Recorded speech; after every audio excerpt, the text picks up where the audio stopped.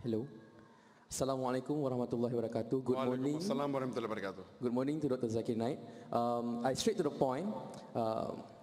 My name is Fahim Azmi. I'm from BBA student, second year of BBA student. The question is, the era that we're living in now has developed into a world that has no boundaries. We have no limited access to all information worldwide.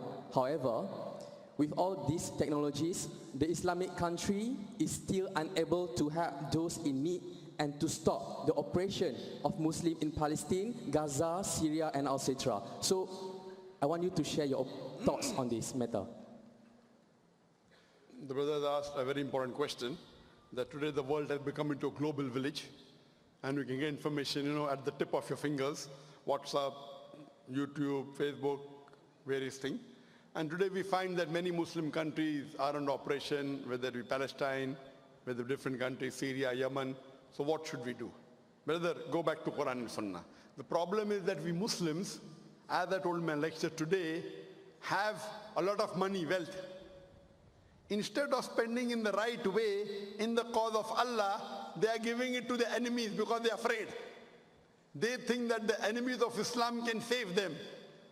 If they spend it in the right way in the cause of Allah subhanahu wa ta'ala, if we Muslims are united, Allah says in the Quran, in Surah Imran, chapter number 3, verse number 103, وَاتَصِيمُوا بِحَبْلِ اللَّهِ جَمِيعًا وَلَا تَفَرَّقُوا. Hold strongly together to the rope of Allah and be not divided. If we Muslims are united, we have about 2 billion Muslims. More than 25% of the world population today are Muslim, 25%. We are the religion which is the maximum practiced. In numbers, the Christian may be more. In practice, Muslims are the more.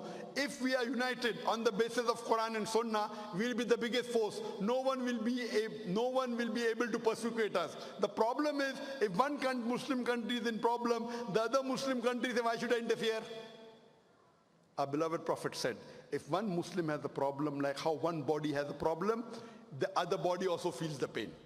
So we should be united. As I told, there are very few Muslim leaders in the world today who voice out their opinion for the Islamic cause. You have one Erdogan, that's in Turkey. May Allah reward him. You have one Tun Dr. Mahathir here in Malaysia. Hardly you can count on your fingertips. There are so many Muslim countries, but where? They don't want to open their mouth, they are afraid. Why are they afraid? That if I interfere, maybe they will subjugate us, maybe they'll have economic blockade. They don't have faith in Allah. Allah says in the Quran, in Surah Nisa, chapter 4, verse 135, Ya ayyuhalladhina amanu, O you believe, stand out for justice that witness to Allah subhanahu wa ta'ala, even if it be against yourselves, against your parents, against your relatives, against the rich or poor. The problem is that we are afraid more of the enemies of Allah than Allah itself. If we go back to Quran and Sunnah, if we are only afraid of Allah and no one else, we'll again be the strongest force in the world. And we pray to Allah subhanahu wa ta'ala. What they say, that we pray that may Allah ease the difficulty. Every individual, whatever you can do, at least you do. Whether you can do dua, minimum do dua. You can support economically, whatever you can do. If Allah has given you the power to speak, then you speak. Just a couple of weeks back, there was a conference in Putrajaya for Masjid Aqsa, in support of Masjid Aqsa. And mashallah, speakers came from all over the world. They invited me also to speak, and I gave a speech. The problem is that we Muslims today are afraid.